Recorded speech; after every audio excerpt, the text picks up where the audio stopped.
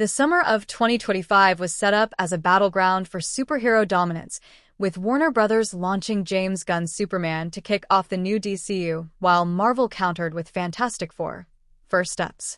But while industry analysts focused on box office head-to-heads, another conflict brewed online. Zack Snyder loyalists versus the future James Gunn is building for DC.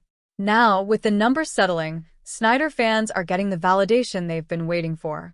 Superman's box office numbers fall short of Snyder's benchmark. Domestically, Gunn's Superman has soared past Zack Snyder's 2013 Man of Steel, pulling in $340 million compared to Snyder's $291 million. But globally, the picture looks very different. Superman currently sits at $594.5 million and appears to be losing steam, while Man of Steel's lifetime total remains higher at $667.9 million. Unless Gunn's film sees a late surge, Snyder's movie will retain the worldwide crown.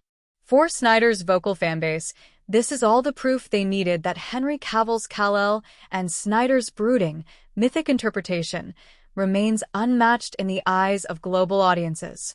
The online campaigns to restore the Snyderverse may not reshape Warner Brothers' strategy, but the numbers give supporters plenty to gloat about.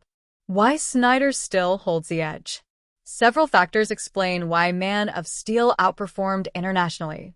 In 2013, Superman hadn't been on the big screen in nearly a decade, and curiosity was high.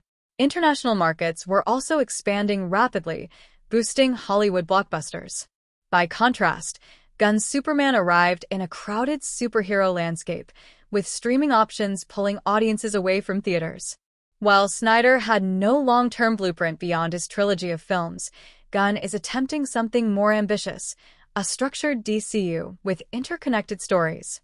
That larger vision may pay off in the long run, even if Superman's global box office falls short.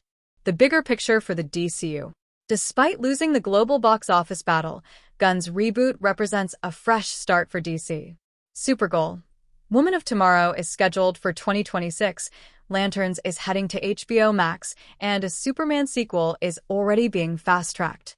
Unlike the chaotic DCU era, Gunn's leadership offers consistency and direction. Still, in the short term, Snyder fans can savor their small but symbolic victory. For them, Man of Steel's global dominance reinforces their belief that Cavill's Superman is definitive, and that Snyder's darker, operatic tone resonated in a way Gunn's lighter touch hasn't, at least not yet. As the DCU moves forward, one thing is certain. The debate between Snyder and Gunn loyalists is far from over.